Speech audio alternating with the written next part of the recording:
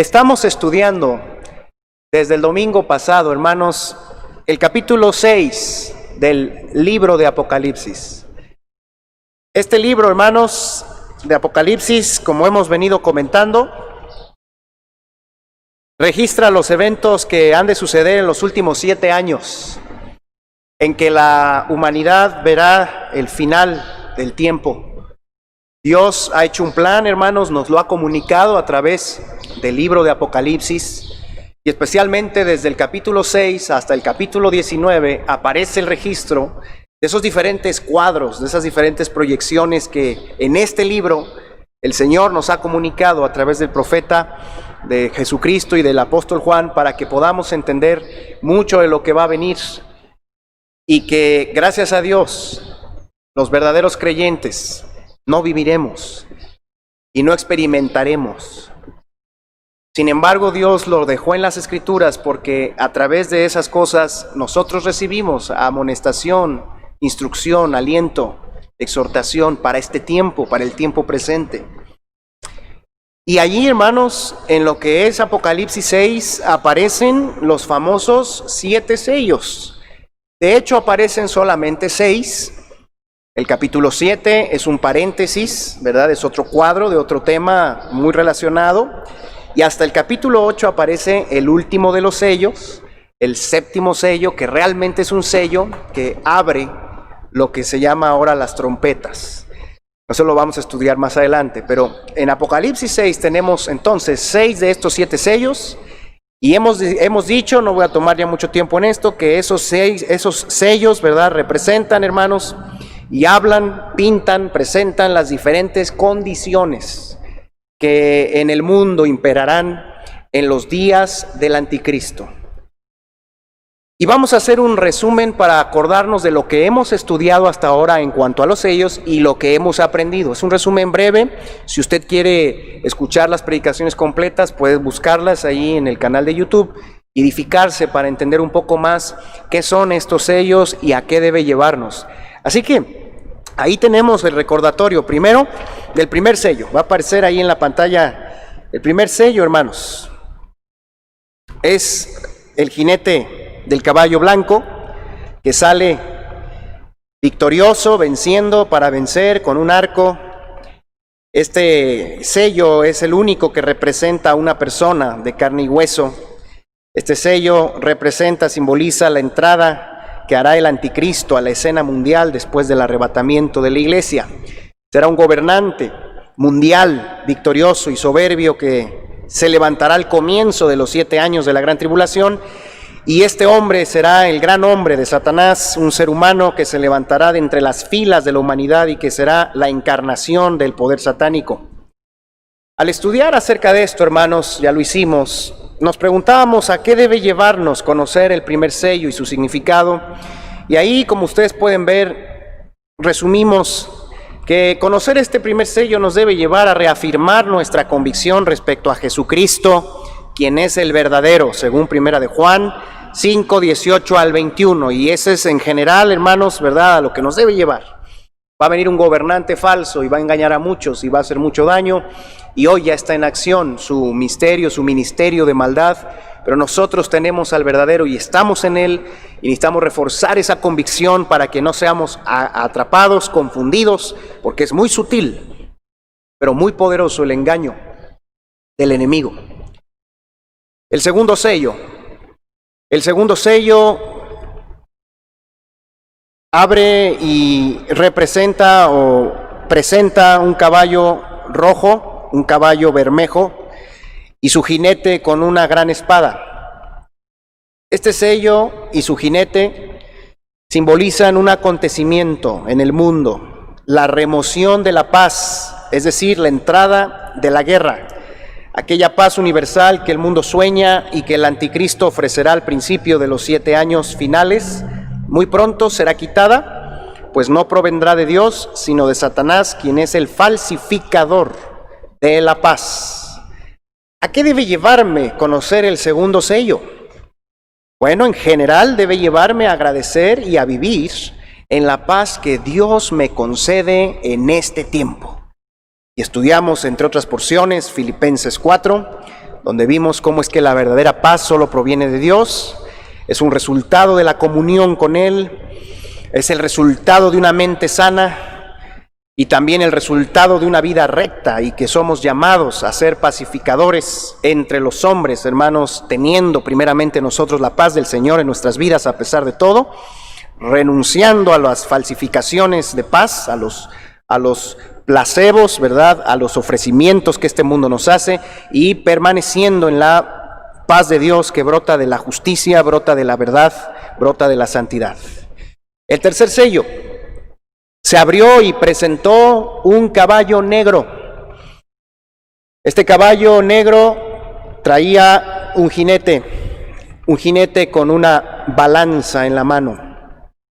¿Qué significa este tercer sello? Según estudiamos, este tercer sello, hermanos, desencadena, la apertura de este sello desencadena el hambre y el encarecimiento de los productos más básicos, de los alimentos, de los granos, de manera que aquí se predice una condición económica muy difícil que sobrevendrá sobre la humanidad.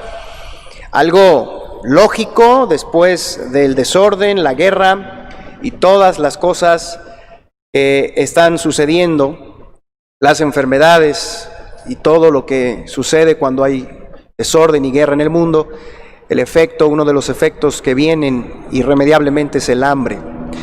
Hace unos días estaba observando unas noticias que tal vez también tú has visto, en donde en cierto estado de Estados Unidos se están repartiendo miles, prácticamente millones de ayudas de despensa, de comida para mucha gente que de un momento a otro perdió su trabajo. Y es muy interesante ver, hermanos, cómo es que las filas inmensas de personas en sus autos, formadas para entrar a un estacionamiento y que ahí se les cargue la despensa. Es increíble ver que tal vez el 80 o 90% de esos autos son autos del año. Son camionetas del año, ¿verdad? Camionetas grandes, costosas. Y entrevistan a la gente ahí diciendo que estaban yendo a comer ahí, a recoger comida porque vivían con hambre, porque tenían 3, 4, 6 hijos y habían perdido su empleo. Eso es lo que el tercer sello, el jinete negro, representa. La dificultad de obtener los recursos más básicos, aunque otros más costosos, ahí estarán en abundancia. ¡Qué tremendo! Habrá gasolinas, habrá muchas cosas, pero no habrá la posibilidad de alimentarse. Tiempo muy triste. ¿A qué me debe llevar el tercer sello? ¿A qué me debe llevar conocer ese tercer sello? Pues en general me debe llevar, hermanos, a ser agradecido por la bondad de Dios y a buscar ser un administrador fiel y un administrador generoso de lo que hoy Dios me concede en su gracia y me da. Gracias a Él no tenemos hambre, pero hay que vivir administrando bien, con sencillez, con contentamiento, sin amar al dinero, con sabiduría y sobre todo también siendo generosos, siendo ofrendadores de lo que tenemos.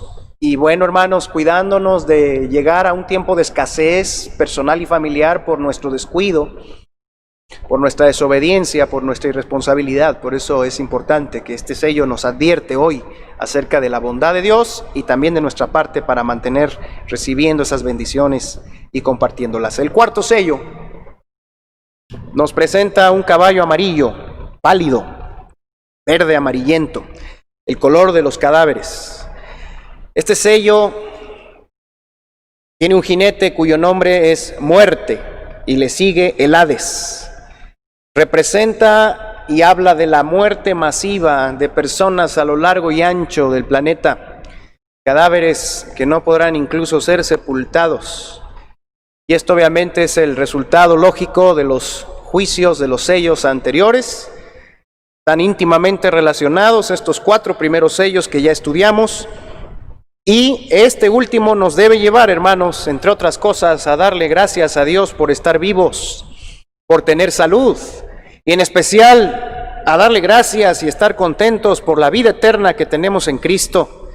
Hay que glorificar a Dios con nuestra vida física, espiritual, emocional. Hay que aprovechar esta vida que tenemos, cuidarla, valorarla y usarla para la gloria de Dios, Hay que, hermanos, también, de acuerdo al conocimiento de este sello de la muerte, hay que tener presente la realidad del infierno, que es algo que las personas que no reciban al Señor Jesucristo en vida experimentarán. Es algo que tenemos la tendencia a olvidar, a rebajar, a dejar que ya no nos cargue el corazón. Y este cuarto sello, hermanos, nos recuerda que la muerte física vendrá sobre muchos, pero también la muerte espiritual, el Hades, el ser arrojados al infierno eterno, algo duro de decir, de enseñar, algo bíblico que necesitamos saber. Y así, queridos hermanos, llegamos al estudio, a la apertura del quinto sello, Apocalipsis 6. Apocalipsis 6, versículos 9, de la siguiente manera.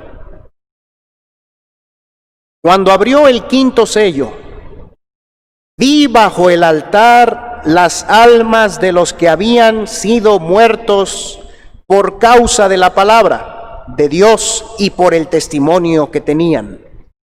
Y clamaban a gran voz diciendo: ¿hasta cuándo, Señor, santo y verdadero, no juzgas y vengas nuestra sangre en los que moran en la tierra?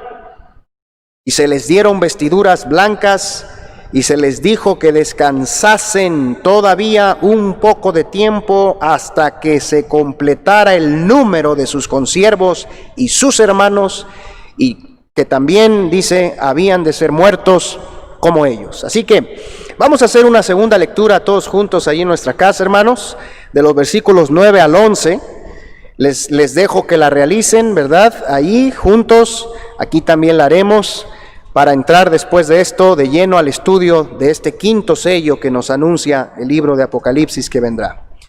Vamos a leerlo, hermanos. Dice así: cuando abrió el quinto sello, vi bajo el altar las almas de los que habían sido muertos por causa de la palabra de Dios y por el testimonio que tenían.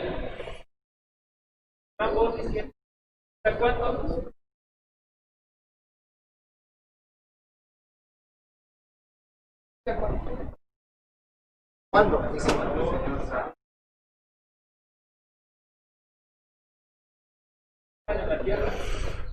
Les dieron vestiduras blancas.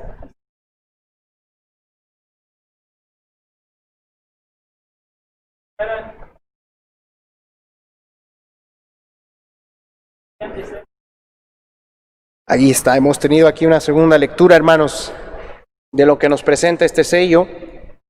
En este sello vemos que ya no salen caballos, ya no salen jinetes. Este sello es muy diferente a los 4 anteriores. Este sello no está relacionado en su expresión y en su forma a los anteriores. Sin embargo, es muy importante este sello también, porque nos va a presentar otro de los rasgos generalizados que caracterizarán ese tiempo en los días del anticristo y de la tribulación. Juan ve, hermanos, aquí, bajo el altar de Dios, el altar del sacrificio, el altar del holocausto. Juan ve las almas, dice, de los que habían sido muertos, y los ve a esos muertos clamando por justicia al Señor. Eso es lo que dice el versículo 9 y 10. Estaba ahí esas personas, esos, no dice cuántos, ¿verdad? Pero esa congregación de almas, de personas que habían muerto, creyentes, y estaban clamando desde el otro mundo, desde la eternidad, a Dios con respecto a la justicia y a la venganza de lo que habían sufrido aquí en la tierra. La primera pregunta que quiero hacer para estudiar este sello es la siguiente: ¿por qué habrán muerto estos que Juan ve debajo del altar? ¿Por qué habrán muerto? Según la porción, claramente, versículo 9 dice que estos habían muerto por causa de la palabra de Dios y del testimonio que tenían. Su muerte de estos creyentes será el resultado entonces de mantenerse firmes ante la fuerte persecución que habrá en esos días. En ese tiempo en el que muchos tendrán que desgraciadamente postrarse y adorar al anticristo, muchos desgraciadamente irán con esa corriente, la gran mayoría, porque ancha es la puerta y espacioso el camino que lleva a la perdición, y muchos son los que entran por ella. Esa verdad espiritual está vigente ahorita y estará vigente en ese tiempo. De manera que estas personas serán personas creyentes que por causa de su fe, por causa de lo que creen, enfrentarán no solamente gran tribulación, sino que incluso morirán en ese tiempo. Ahora, ¿por qué habrá persecución? Hemos hablado un poco de esto ya, pero hoy lo vamos a hablar más a detalle. ¿Por qué habrá persecución en ese tiempo? Dos causas básicas. Primero, por un lado, hermanos, la persecución de aquellos 7 años no comenzará inmediatamente, sino que irá en incremento, y a la mitad de la semana 70, a la mitad de los 7 años, es decir, después de 3 años y medio en los que ha habido una paz ficticia, dice la palabra de Dios que el anticristo se dará a conocer, que el anticristo romperá el pacto que tenía hecho con Israel y se revelará como alguien que quiere gobernar todo el mundo, y entonces eso hará que el culto y la creencia hacia cualquier, vamos a decirlo así, cualquier deidad, no es que haya muchas, pero en la mente de la gente, ahora sí que cada quien cree en el Dios que quiera, pero cualquier otro culto estará prohibido. Así que el anticristo romperá el pacto de paz, como lo dice Daniel 9:27, que a la mitad de la semana romperá ese pacto, y entonces el anticristo, apoyado por otras naciones, apoyado por ordenamientos y leyes, estará en busca de muchas personas que están buscando adorar a Jesucristo especialmente, y las encontrará. Y dice Apocalipsis 13:7, busquen por favor ese pasaje, que tendrá esta autoridad, dice Apocalipsis 13:7, y se le permitió hacer guerra contra los santos y vencerlos.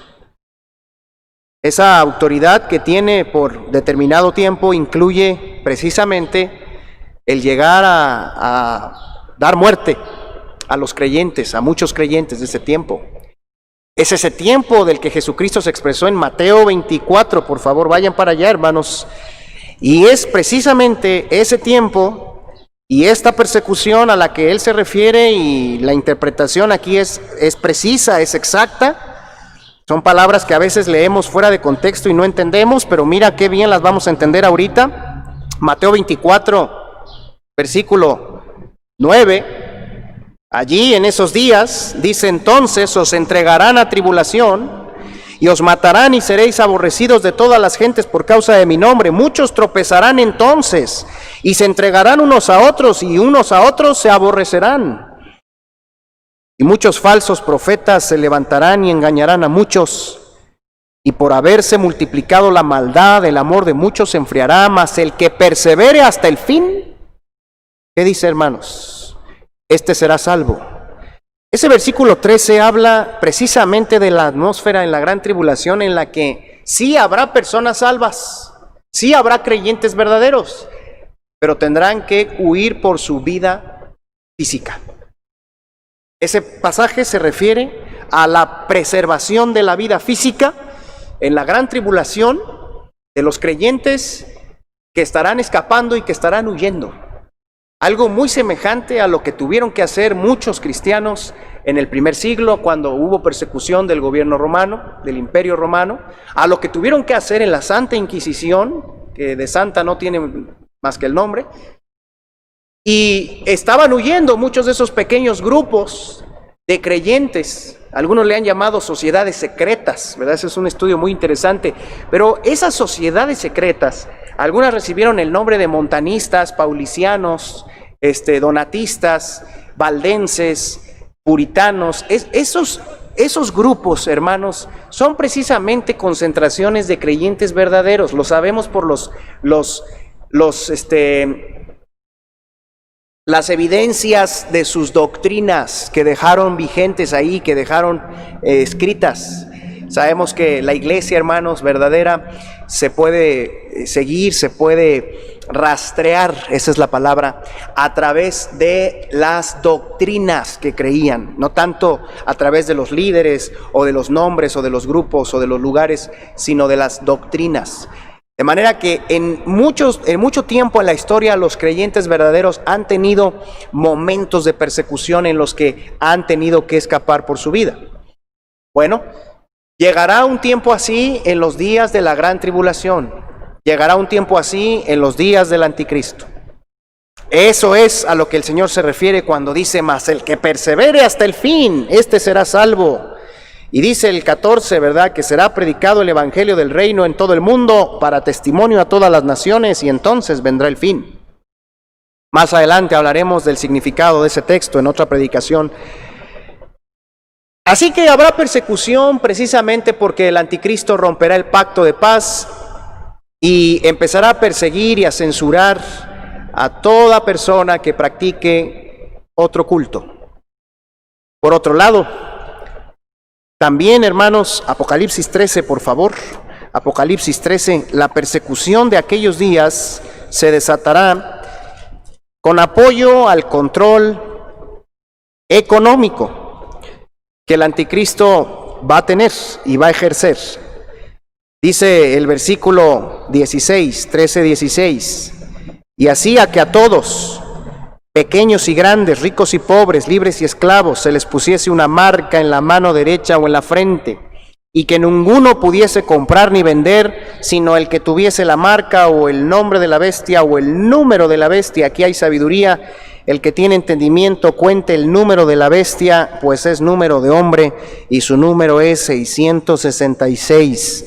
Un código aquí enigmático, ¿verdad?, que habla de el hombre haciéndose pasar por Dios, un código que la bestia, una marca que la bestia pondrá en las personas para que puedan ellas comprar, para que puedan ellas entrar al comercio, vender, y obviamente en esas sencillas palabras ninguno puede comprar ni vender, pues está afectando a todo el mundo, desde los comerciantes pequeños hasta las grandes empresas.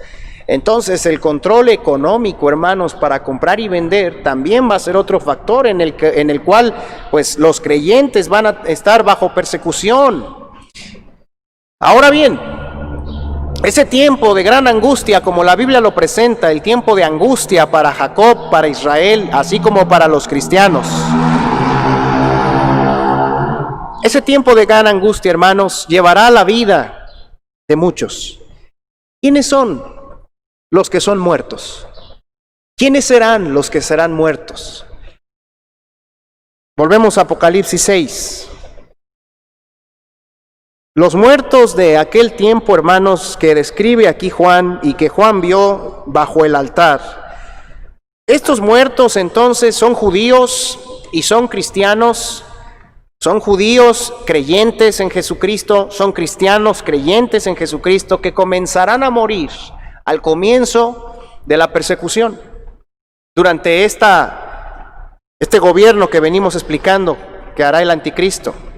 Digo que son los primeros del tiempo de la persecución porque el versículo 11 nos dice que el número de los consiervos y hermanos de estos, déjenme usar esta palabra por primera vez esta mañana, de estos mártires, el número de los hermanos y consiervos de estos primeros mártires aún ha de completarse. O sea que Juan está viendo este número de muertos, clamando por justicia al Señor. No lo sé, quizás en el año 4 de la gran tribulación, o en el año 5 de la gran tribulación, o en el año 6. Pero hay que llegar hasta el final del sexto para que se cumplan los 7. Entonces, ese número va a ir incrementándose, va a ir en aumento. Y hasta que no llegue a los 7 años donde Jesucristo regresa a la tierra, la posibilidad de que los creyentes, tanto judíos como gentiles, creyentes, convertidos, verdaderos, mueran en ese tiempo, estará latente. ¿Se puede imaginar entonces lo difícil que será en ese tiempo creer, buscar a Dios, congregarse, participar en cualquier iglesia, llevar a cabo las pautas divinas, obedecer, tener una Biblia, leer en ella las promesas de Dios. Usted puede imaginarse lo difícil que será en ese tiempo durante todos los 7 años, porque en los 7 años, según este sello, estará hinchándose, estará acrecentándose el número de mártires. Ahora, es muy fácil pensar aquí, bueno, ¿qué más da, verdad? Esos creyentes de ese tiempo, pues, ¿qué les cuesta? Que no digan que creen, que no revelen, que sean de la secreta, que estén ahí escondiditos y que, pues, vayan, compren. Sí, el punto es que vivir en la secreta en ese tiempo y dejarse poner la marca del anticristo. La razón de la muerte no es precisamente o solamente la persecución o el anticristo. La causa de la muerte de estas personas, de estos creyentes en el futuro, la causa es su fe en la palabra de Dios, sus convicciones muy firmes que lograron desarrollar con la ayuda de Dios en esos años, sobre todo en los primeros 3 y medio, a través de la enseñanza de cristianos fieles, especialmente de judíos fieles, porque los judíos para ese tiempo tendrán un papel muy importante que después vamos a estudiar. Y en esos 3 años y medio, más o menos, el resultado será que habrá creyentes de convicciones muy firmes en la palabra de Dios, al grado que dice que pierden la vida por causa de la palabra de Dios.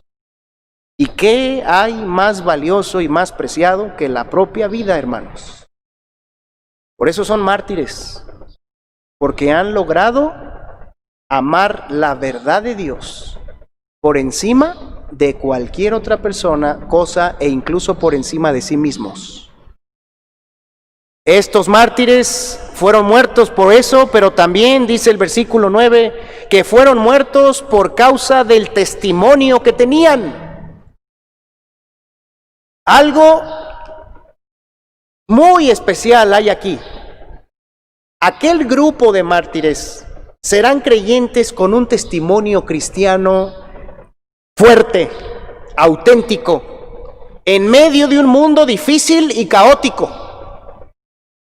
Su convicción en la palabra de Dios no les dejará ser de otra manera. Y aunque estarán escapando para evitar la muerte y tratar de predicar a otros a tiempo, llenos de convicción estarán haciendo eso, aunque estarán yendo de un lugar a otro, hermanos, si les caen, no negarán a Jesús. Si los atrapan, darán testimonio de lo que son en Cristo. Su testimonio de estos hombres será semejante al testimonio de Daniel, al testimonio de sus amigos, que en Daniel 3 y en Daniel 6 especialmente se nos muestra que en medio del mundo babilónico, perverso y sumamente hostil, fueron creyentes firmes, auténticos, y puestos en pie delante de quien tuvieran que estar puestos en pie, manifestaban lo que creían y decían a los 4 vientos quiénes eran ellos, quién era su Dios, y tremendos milagros Dios obró para preservar a estos creyentes genuinos, verdaderos, en medio de una sociedad difícil. Eso es semejante, y digo semejante porque ahora va a ser una cuestión generalizada y mucho peor. Así que decir que estos cristianos mártires fueron muertos, hermanos, por estas 2 causas, es mucho que decir. Habla de una profunda convicción y de un gran testimonio en creyentes de aquel tiempo. Además, Juan dice que estaban bajo el altar. Los vio bajo el altar, posicionados ahí. Se refiere al altar del holocausto. Sabemos que lo que en el Antiguo Testamento se ordenó por medio de Moisés para que se hiciera el culto, el tabernáculo, el templo, el atrio, el lavacro que había de bronce para lavar las manos y creo que los pies de los sacerdotes, las vestiduras, el arca que iba adentro, ¿verdad? El propiciatorio, todas esas cosas sabemos, dice la Biblia, que son símbolo y figura de las cosas que hay en el cielo. De manera que en el cielo está el verdadero altar, en el cielo está el trono de Dios, su presencia. Juan ve en el altar del sacrificio las almas de estas personas. ¿Qué significa esto, hermanos? Que estos creyentes dieron sus vidas como ofrenda agradable. Dieron sus almas, pusieron sus vidas como sacrificio para Dios. No un sacrificio ni una ofrenda que pague el pecado. Ese ya está pagado en Cristo.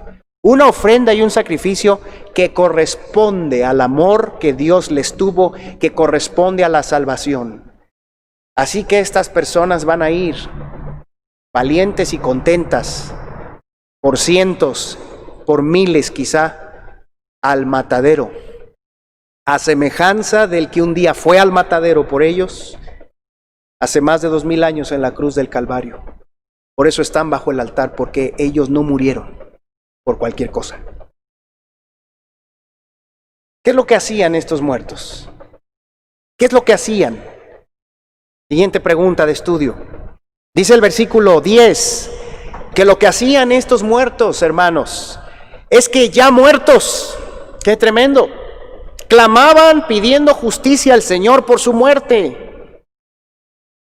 Esto es una tremenda evidencia de que estos hombres y mujeres, jóvenes, que morirán en ese tiempo, estos en vida fueron cristianos con gran amor por el Señor, con gran valor y gran celo por los valores y las virtudes divinas. Fueron personas que amaron lo bueno y aborrecieron lo malo hasta la médula, al grado que su clamor y su grito todavía se mantiene después de muertos.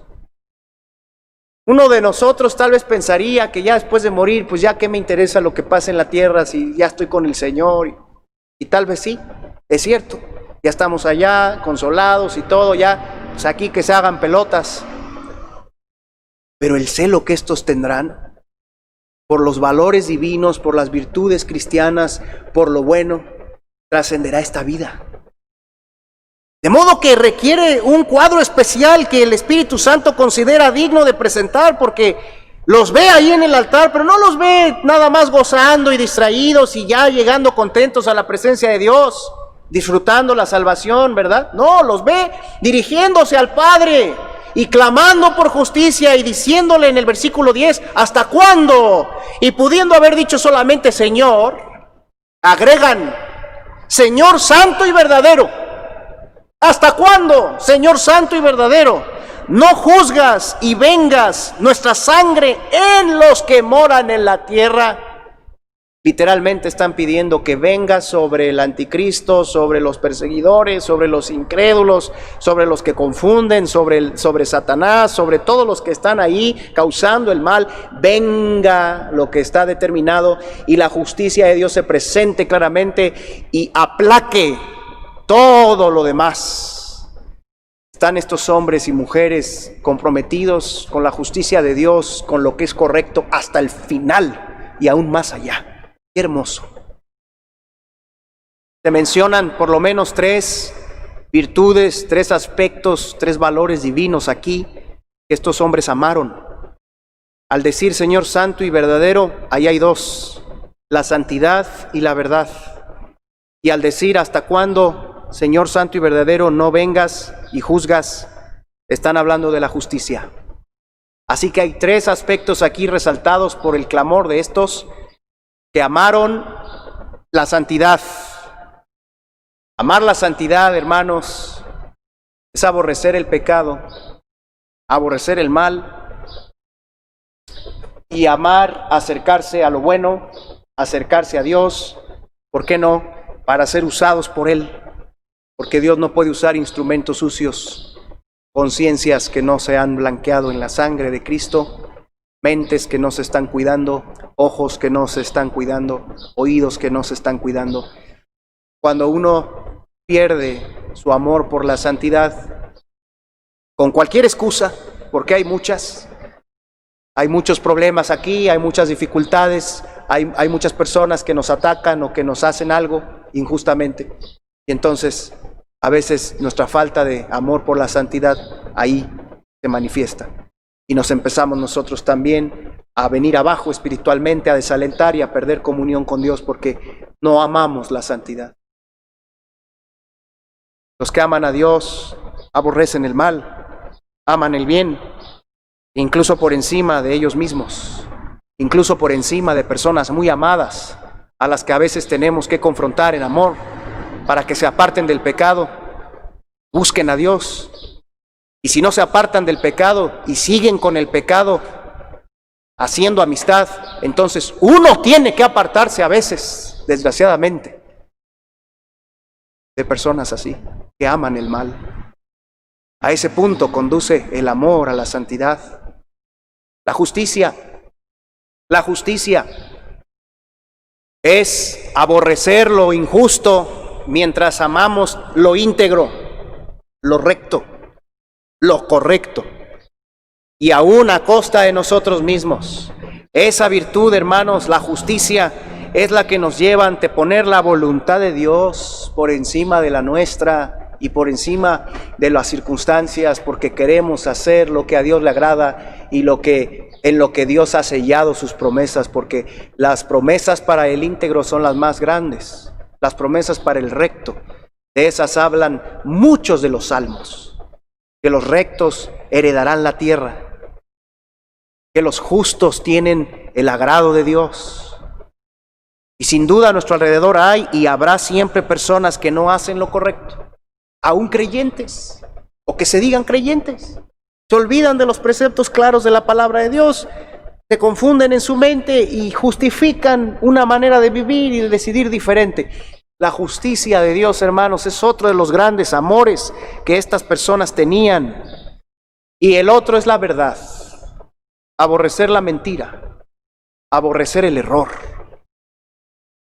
y amar lo verdadero. Como dice Filipenses 4, por lo demás, hermanos, todo lo que es verdadero, así empieza. Todo lo justo, todo lo puro, todo lo amable, todo lo que es de buen nombre, todo lo que es digno de alabanza, si hay virtud alguna, ¿verdad? Dice, en esto pensad. Estas personas, estos creyentes, tenían como pauta de vida pensar lo verdadero, amar lo verdadero, apartarse de lo falso, apartarse del error. Y lo lamentable, lo difícil, es que hay muchas personas hoy y allá en ese tiempo las habrá, que siguen el error. ¿Por qué? Porque el error a veces está camuflajeado y a veces seguir la mentira, seguir lo que otros dicen, lo que otros piensan, seguir el error nos hace sentir mejor momentáneamente. Y es lo que muchos siguen, porque el camino de la verdad no es un camino fácil, pero es un camino firme. Miren lo que dice, queridos hermanos, hablando de este tipo de carácter, de estas virtudes, miren lo que dice, por favor, el Salmo 15. El Salmo 15 es una declaración precisamente del estilo de vida que estas personas llevarán y que no está lejos de nosotros, porque con la ayuda de Dios también podemos vivir de esa manera y crecer en esa manera de ser y de vivir. Dice el Salmo 15, Jehová, ¿quién habitará en tu tabernáculo? ¿Quién morará en tu monte santo? Y luego viene la respuesta a estas preguntas. El que anda en integridad y hace justicia, y habla verdad en su corazón.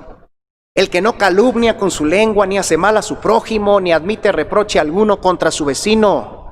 Aquel a cuyos ojos el vil es menospreciado, pero honra a los que temen a Jehová. El que aún jurando en daño suyo, no por eso cambia.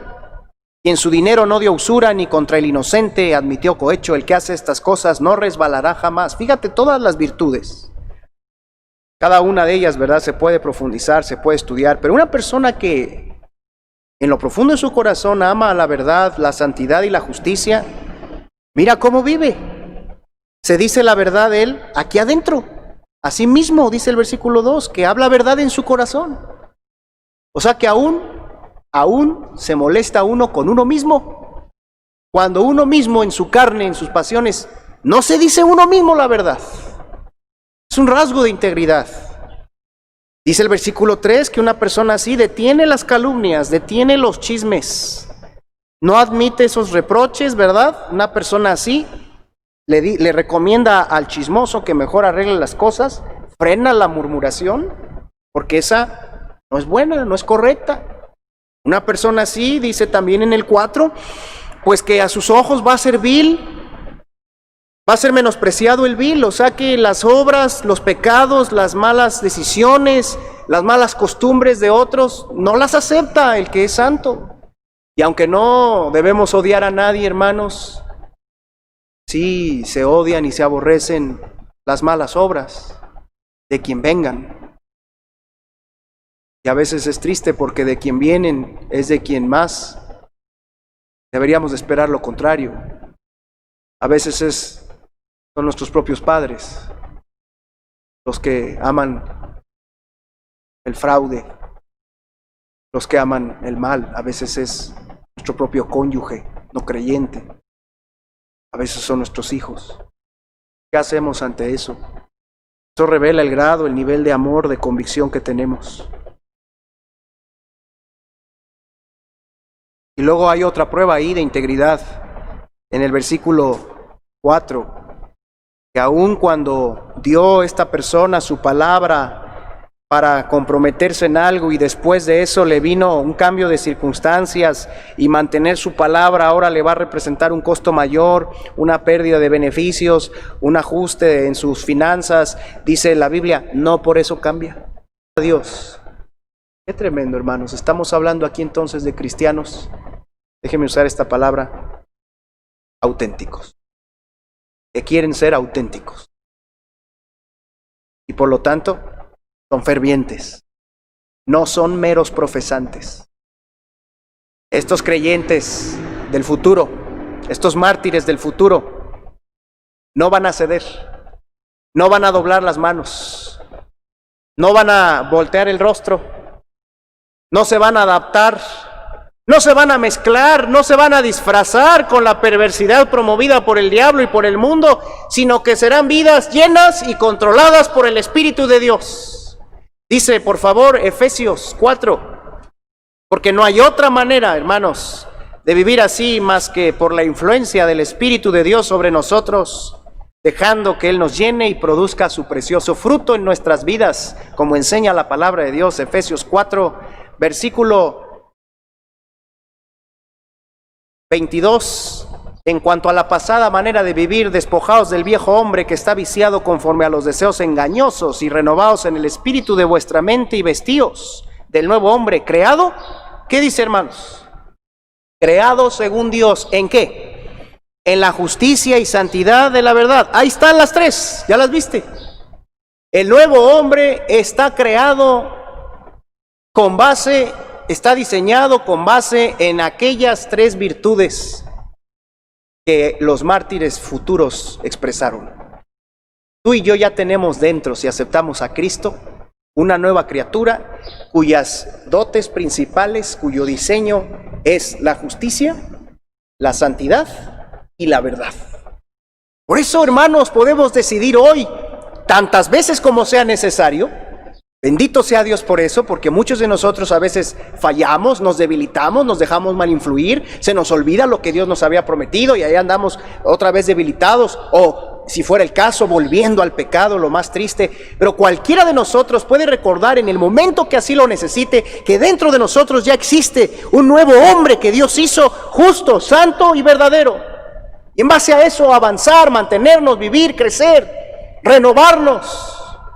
Y de eso habla el capítulo 5, versículo 7. No seáis pues partícipes con ellos, porque en otro tiempo erais tinieblas, mas ahora sois luz en el Señor, andad como hijos de luz, porque, otra vez, el fruto del Espíritu es en toda bondad, justicia y verdad, comprobando lo que es agradable al Señor. Quiere decir que estos mártires del futuro, hermanos, aprendieron las doctrinas básicas fundamentales que les permitieron entregarle al Señor su vida y experimentar un control del Espíritu Santo en sus vidas en medio de la tribulación, a pesar de todo, que los ayudó a navegar las dificultades y ser cristianos auténticos de un testimonio poderoso en medio de un mundo caótico. ¿Cómo está tu aprendizaje en la sana doctrina? Porque si no hay sana doctrina, no puede haber vidas limpias y testimonios fuertes. El día de ayer, preparando la presentación, me topé con unas predicaciones que ni el nombre voy a dar, de un predicador al que siguen muchos, hablando sobre la doctrina del Espíritu Santo y enseñando, hermanos, lo que él llama la profunda e íntima comunión con el Espíritu Santo. Y me dio mucha tristeza ver a más de 600 comentar acerca de lo impactante que fue para ellos el que se les revelara que podían tener comunión con el Espíritu Santo. Es un tema delicado, es un tema profundo, pero lo digo porque cuando empezamos a creer lo que la Biblia no dice del Espíritu de Dios, nuestra vida espiritual empieza a tomar otros matices, a veces demasiado emocionales, a veces demasiado legalistas. Y la doctrina del Espíritu de Dios, hermanos, está claramente revelada y necesitamos estudiarla porque es el único medio, el único recurso que nos va a permitir vivir una vida de santidad, de justicia y de verdad, cuando los recursos externos se acaban, cuando las razones que antes teníamos que nos autoimpulsaban o nos impulsaban ya no están, cuando otras personas que estaban a nuestro lado y que decían ser creyentes también de pronto cambien, cuando el crecimiento y la madurez llegue y nos enfrentemos a los dilemas de la vida, y entonces se probará qué tanta es nuestra comunión con Dios, nuestro desarrollo espiritual. ¿Qué respuesta se les dio? ¿Qué respuesta se les dio a estos hombres que clamaban bajo el altar? Versículo Apocalipsis 6:11. ¿Qué respuesta se les dio? Se les dijo, hermanos, se les dio primero un regalo. ¿Qué recibieron? Recibieron vestiduras blancas. No se trata del cuerpo glorificado aún, porque los que mueren en la gran tribulación no resucitan y no reciben su cuerpo glorificado, sino hasta el regreso de Cristo en gloria, hasta el final de los 7 años. Así que este es un regalo provisional muy especial que Dios les va a hacer a estos creyentes que están en espera de ser glorificados. Esto puede simbolizar, estas vestiduras, el amor y el agrado de Dios, la aprobación divina, el favor divino, gracias al amor y a la fe que le tuvieron, lo cual quedó evidenciado por la muerte que soportaron. Es como si Dios se acercara y les vistiera de una manera provisional, como diciendo, me han agradado de una manera muy especial. Y en eso les anima a consolarse, en eso les anima a esperar. Y por eso les da la instrucción y les dice que todavía, ¿qué palabra usa ahí en el versículo 11? Que todavía por un poco de tiempo descansasen. Esto quiere decir que en el momento de la muerte ellos ya estarán experimentando descanso. Esto indica entonces, hermanos, que después de morir, cuando hemos creído en Jesús, vamos a una atmósfera, a un estado de descanso. Pero a diferencia de ellos, que morirán en la gran tribulación y quedarán en un estado así como que intermedio, indefinido, ellos nada más, esperando la resurrección, aguardando a los que todavía van a morir, a diferencia de ellos, nosotros, si hoy muriéramos, no iríamos a un tiempo de espera respecto a la presencia del Señor. Iríamos directamente con Él, como dice 2 Corintios 5:8, Pablo hablando y diciendo, porque deseamos y más quisiéramos estar ausentes del cuerpo y presentes al Señor. Así que la muerte de estos mártires también nos enseña doctrina y teología muy importante acerca de nuestro destino y nuestro futuro eterno. ¿Se ha puesto a meditar en eso? Que si hoy morimos, nos vamos a la presencia misma del Señor. Decía uno de los grandes predicadores de Estados Unidos, Billy Graham, que alcanzó creo que más de 90 años, y antes de morir ese poderoso evangelista, ¿verdad? Porque era un siervo de Dios que sobre todo en los años 70 y 80 hizo una gran labor evangelística en el mundo. Ese hombre ya en sus últimos días lo cuestionaban, le preguntaban que qué es lo que más agradecía o qué era lo que más le emocionaba, qué es lo que más le hubiera gustado hacer en su vida. Y ese predicador decía a la entrevistadora: si yo volviera a vivir mi vida, pasaría más tiempo en la presencia de Dios, en comunión con Él, fortaleciendo mis vínculos con Dios, mi relación. Y luego ese hombre decía, ya grande, ya a punto de partir, y no puedo esperar a estar en la presencia de Dios, cara a cara con el Señor. Es un privilegio que hoy tenemos. ¿Cuál? El de vivir conscientes que si morimos, estaremos presentes al Señor en ese momento. Una bendición que nos recuerdan estos mártires. Así que en resumen, el significado de este sello, el significado del quinto sello, en resumen, hermanos, nos enseña que durante los 7 años de la gran tribulación, muchos judíos y cristianos verdaderos serán muertos debido a la gran persecución que reinará en aquel tiempo. Ellos vivirán tiempos muy difíciles, de censura, de muchas limitaciones. Y aunque la salvación seguirá siendo por gracia, mediante la fe y no por obras, como es hoy, en aquel tiempo creer en Cristo pondrá al creyente verdadero en la condición de tener que escapar por su vida. Será un tiempo que sin duda, mucha atención en esto, será un tiempo que sin duda nos debe llevar a reconocer y aplicar lecciones para nuestra vida cristiana en el presente, en el hoy. Y aquí las puntualizo, hermanos. 4 lecciones a partir del conocimiento que tenemos del quinto sello. ¿A qué me debe llevar conocer el quinto sello? En resumen, en general, me debe llevar reflexionar en estas personas, en cómo mueren y en lo que claman al Señor. Me debe llevar a mí a entregarle mi vida a Jesucristo y a vivir para Él una vida genuina y valiente como cristiano. A eso me debe impulsar, a eso me debe llevar. Número 1, en las aplicaciones para nuestra vida. Número 1, vivimos, hermanos, en una época de libertad. Vivimos en una época de libertad. Estamos en una dispensación en la que Dios nos permite gozar de libertad de creencia, de libertad de culto. Mire, yo estoy aquí predicando, estoy alzando la voz, estamos aquí muy cerca de la entrada del templo, divididos por una puerta nada más, y hay gente pasando. Y yo puedo estar hablando de Dios y predicando a Jesucristo, y aunque esas personas creyeran en otra cosa o estuvieran muy molestas con lo que estamos diciendo, no importa, porque la ley misma, gracias a Dios, nos da libertad de culto y de creencia. Y obvio, mientras no dañemos, afectemos, entorpezcamos la vida pública, haciéndolo con orden. Hasta estamos regulados y protegidos.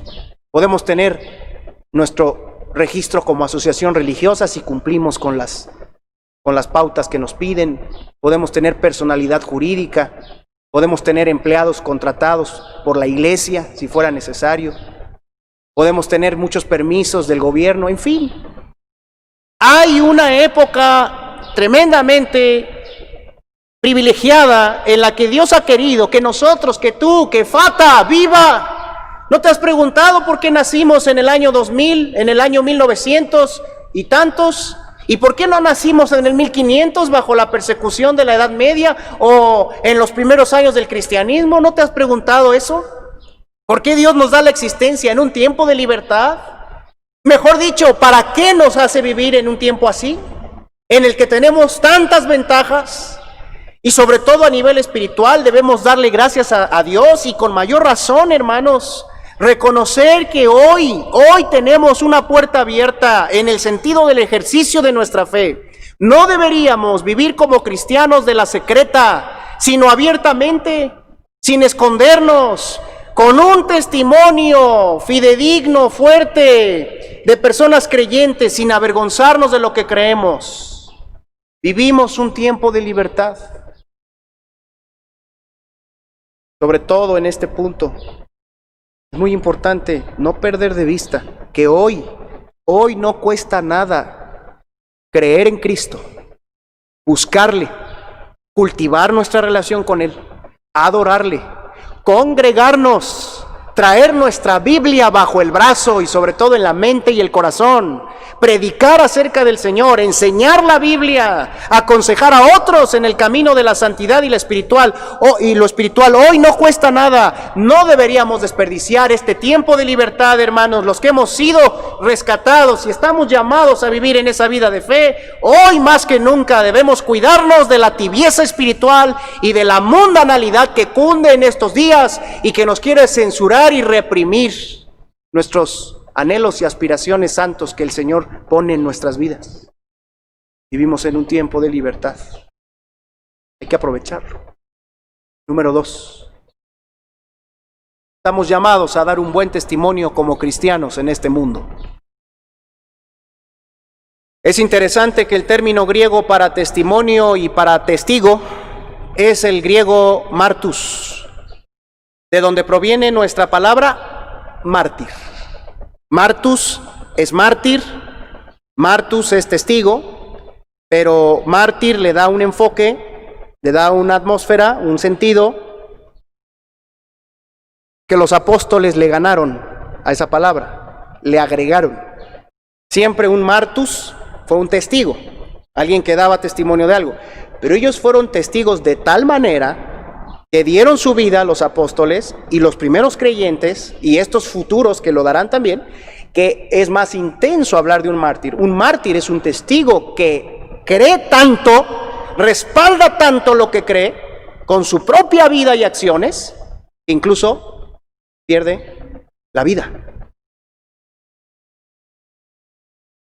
¿Qué es el testimonio cristiano, hermanos? Recordemos que el testimonio puede definirse como el impacto espiritual de una vida en otra. Ese testimonio puede ser bueno, puede ser neutral o puede ser malo. ¿Cómo es tu testimonio? ¿Es un testimonio bueno? ¿Es un testimonio neutral? ¿O es un testimonio malo? El impacto espiritual que tu vida y la mía estén teniendo, ese es nuestro testimonio. Es como, hablando de un foco, es como el campo en el que ilumina. El foco es la persona, el campo en el que ilumina es el testimonio. Es como el sol, el astro, ¿verdad? Y su naturaleza, ahí están, pero todo lo que irradia, calor, rayos y todo lo demás, luz, es el testimonio, es el impacto que genera. En esto es muy importante comprender que dar un buen testimonio como cristiano, más que una acción determinada y consciente, es más bien un efecto, es un resultado, hermanos, que se da de manera natural cuando estamos buscando obedecer en forma sincera, en forma fiel, genuina, nuestro llamado a ser hijos de Dios. Cuando eso nos importa, cuando quitamos la interferencia de otras cosas y otros intereses y otras motivaciones incorrectas y nos abocamos a vivir como hijos de Dios y hacerle caso a Dios, aunque va lento, nuestro testimonio se va dando, va floreciendo. Nuestra influencia va llegando a otras personas, empezando por nuestra familia, así debiera de ser, y luego por otras personas. Como hijos de Dios, entonces, somos llamados por amor al Señor y por gratitud a Él, y por convicción, somos llamados a ser cristianos santos, íntegros, celosos del bien en un mundo que está perdiéndose y que está cada vez más oscuro e ignorante de Dios. Y el Señor nos ha dado todos los recursos para vivir así. Nos ha dado la Biblia, nos ha dado al Espíritu Santo, nos ha dado una iglesia militante que está en acción en el mundo y tenemos amigos creyentes cuyas vidas también están sujetas a las mismas dificultades que las nuestras de todo tipo. Dice Pedro en su carta que los mismos padecimientos se van cumpliendo en nuestros hermanos en todo el tiempo, en todo el mundo, perdón. Tenemos la identidad en Cristo, hermanos, de que somos luz, somos sal en el Señor, somos aceptados, somos amados. Tenemos la sana doctrina en nuestras manos que nos permite vivir, como dice Tito 2, de manera santa, justa y piadosa. Tenemos la salvación. No vivimos compitiendo por ganar la salvación, vivimos agradecidos desde la salvación. El mundo necesita cristianos así. tu familia y tus hijos necesitan influencia de cristianos así. O perecerán en las aguas pantanosas de la influencia mundanal. Porque si hay algo nocivo para los hijitos, para los jóvenes, es la influencia negativa y neutra. Negativa del mundo y neutra de muchos cristianos que no están dándose cuenta del impacto que su testimonio puede tener. Número 3. No debemos dejarnos dominar por el miedo a la muerte, hermanos. Debemos temer a Dios. Estos mártires nos recuerdan eso. En esta vida, nada es para siempre en cuanto al mundo físico, ni siquiera nuestro cuerpo. Todos estamos expuestos a la muerte física, aún hoy. Pero ¿sabes una cosa? No todos están muriendo por las mismas causas. La muerte que está llegando a la vida de mucha gente en el mundo no es más que el resultado de una mala siembra. Están cosechando, hermanos, los resultados de una vida disipada, de una vida en la que no han cuidado su cuerpo, su salud y su mente. Una vida de riesgos innecesarios en la vida de muchos, de falta de prudencia. Una vida de excesos en la comida, en la bebida. Una vida de materialismo en la que el estrés y el afán ha llevado a muchos a tener enfermedades innecesarias. No son las mismas causas por las que mueren todos. Por eso esta porción tiene que sacar a la luz por qué, en el fondo, por qué mueren, para qué viven los cristianos verdaderos. La vida y la muerte de estos cristianos nos recuerda, hermanos, por otro lado, que Dios no quiere hoy que vivamos con temor a morir, sino que vivamos con temor a Dios. Que el Señor cuida la vida de sus santos hasta el final y que solo Él tiene las llaves de la muerte y del Hades, y que si estamos en obediencia a Dios, estamos en sus manos y absolutamente nada que no esté dentro de su voluntad nos va a ocurrir. Sí, hermanos, si estamos viviendo para Dios, si estamos viviendo en base a la palabra de Dios con toda sinceridad, si estamos viviendo para obedecer la voluntad del Señor, ninguna enfermedad, ningún accidente, ni la muerte nos tocará, a menos que la autorización divina así lo quiera. La vida obediente, hermanos, la vida obediente al Señor nos vuelve indestructibles hasta no cumplir el propósito que Dios tiene para nuestras vidas. Y en esa seguridad debemos vivir. Pero en cambio, si vivimos dejándonos dominar por el temor a la muerte, por el temor a enfermarnos, no digo que no seamos prudentes, pero si vivimos con un profundo miedo de que estamos en manos de quién sabe quién, y que ¿sabes qué va a pasar? Que fácilmente vamos a ser conducidos a una vida egoísta, a una vida limitada, materialista, amar esta vida, amar el mundo, porque se nos va de las manos, nos vamos a morir, hay que amarlo. Hay que arraigar aquí, y eso conduce a la desobediencia, a la autocompasión, a la falta de sacrificio. Aquellos mártires del futuro llegaron a eso porque amaron más a Dios y tuvieron más temor de Dios que de su propia vida, de morir. Es cuando la voluntad del Señor deja de ser lo primordial en la vida y entonces comenzamos a servirnos, a vivir para servirnos a nosotros, a comenzar a vivir para sobrevivir, a guardar nuestra vida como lo más importante y a no hacer la voluntad del Señor ni a vivir la vida que Dios quiere. Somos llamados, hermanos, por medio de este ejemplo de los mártires futuros, a vivir por encima de los amores y de los temores que este mundo exalta y que este mundo teme. Y finalmente, número 4. Entreguémonos en el altar de Dios, como muchos cristianos ya lo han hecho. Aquellos cristianos lo harán literalmente con sus vidas. Otros cristianos en el pasado lo han hecho, entregando vida física en el altar de Dios. Pero hoy que estamos en un tiempo de libertad, de facilidades, hoy ¿cuál es el altar? ¿Cuál es el sacrificio?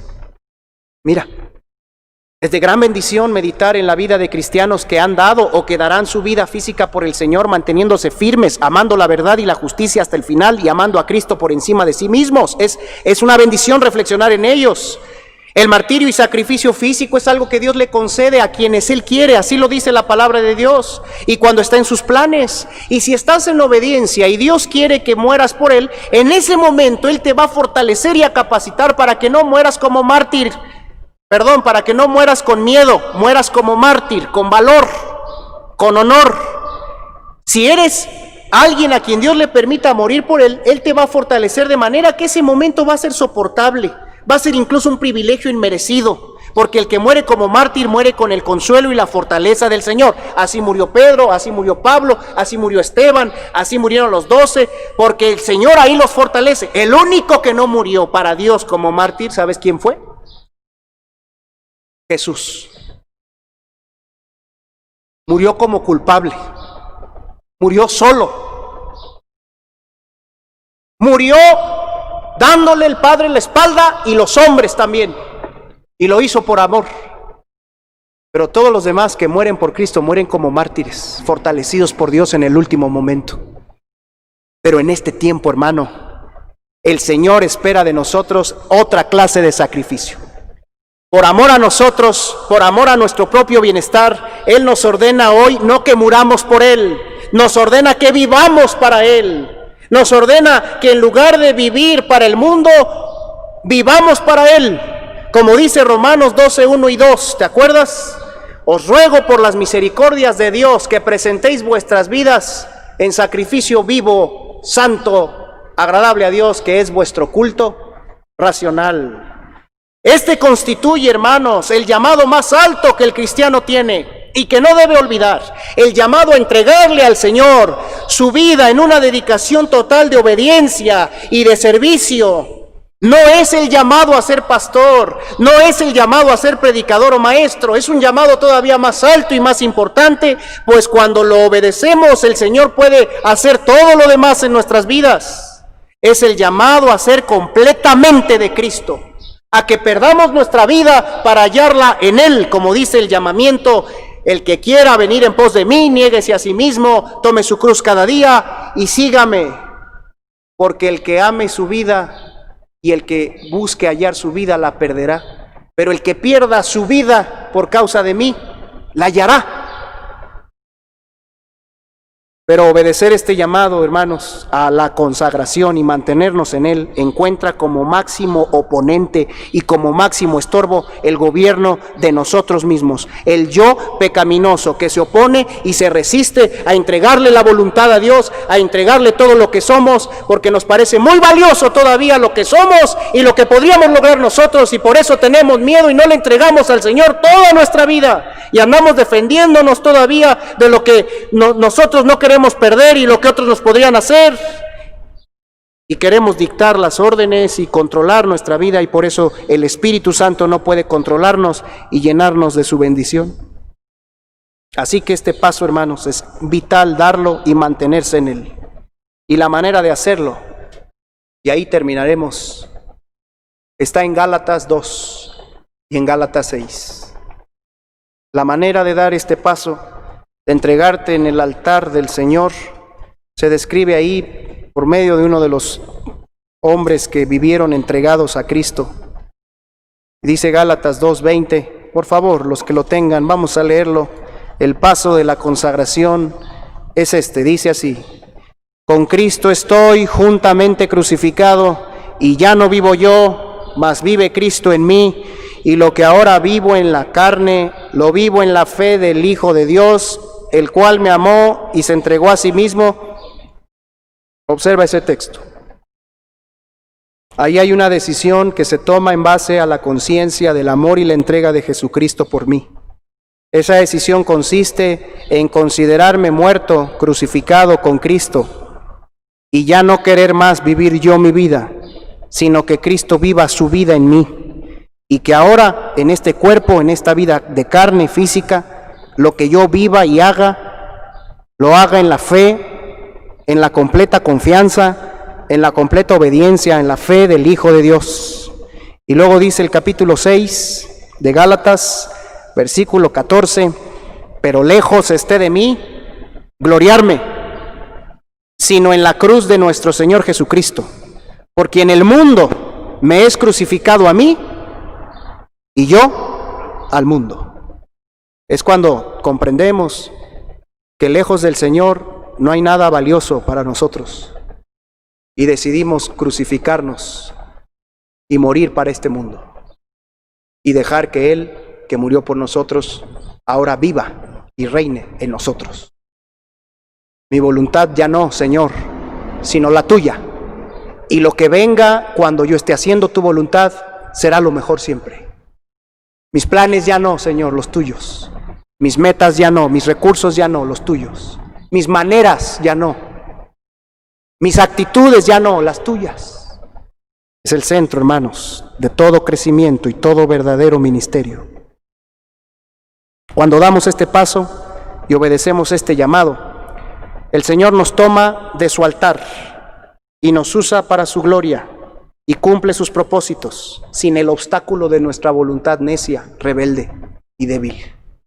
Y entonces, hermanos, somos como serán aquellos mártires hoy. Nosotros hoy, ellos en el futuro, somos grato olor, somos ofrenda agradable. Y podemos esperar en Dios a que Él cumpla y termina de obrar sus propósitos de justicia, mientras nosotros vivimos de manera agradable para Él. Vamos a orar, inclinemos nuestro rostro. Gracias, Señor, por las enseñanzas a través de este quinto sello que nos presenta a los cristianos que morirán en tu nombre por su fe en aquel tiempo. Si hay alguna decisión importante que tomar y que tú conoces en el corazón de cada uno de los que han escuchado esta conferencia, este sermón, dales de tu poder. Quizás algunos deban recordar que estamos en un tiempo de libertad y que debemos vivir con mayor valor y atrevimiento nuestra vida cristiana hoy, en medio de nuestro hogar, en medio de nuestra comunidad, con nuestros familiares, delante de nuestros hijos sobre todo. Tal vez algunos tendrán que recordar que tú quieres que su testimonio sea un testimonio firme, fuerte, y eso se va a lograr en la medida que se concentren más en entregarte su vida, en vivir para ti, en crecer en la sana doctrina, en perseverar. Tal vez otros deben reconocer que viven bajo el temor a morir o a enfermarse, pero deben dejar ese temor y tomar el temor de Dios como bandera y como base de la vida. Y tal vez otros también necesiten reforzar o dar el paso de la entrega, de la consagración. Tú que conoces los corazones y sabes las necesidades, te pido que dirijas el resultado de este tema y lo apliques a cada vida, a cada conciencia en este día.